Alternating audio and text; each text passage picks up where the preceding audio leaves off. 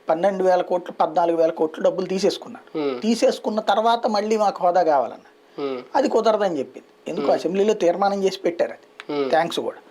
తర్వాత ఎట్లా ఇస్తారు?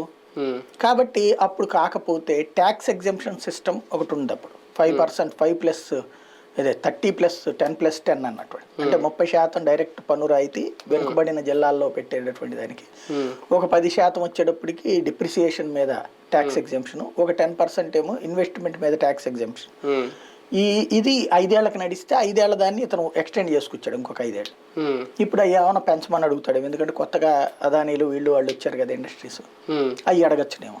నేళ్ల సర్దుబాటు లేదంటే ఆస్తుల సర్దుబాటు, అది ఇంకా ఈ 10 ఏళ్ళు అయిపోయి విభజన సమయం అయిపోయినా సరే అది కొలుక్కి రాదా? దాని గురించి ఏమన్నా మాట్లాడతారా?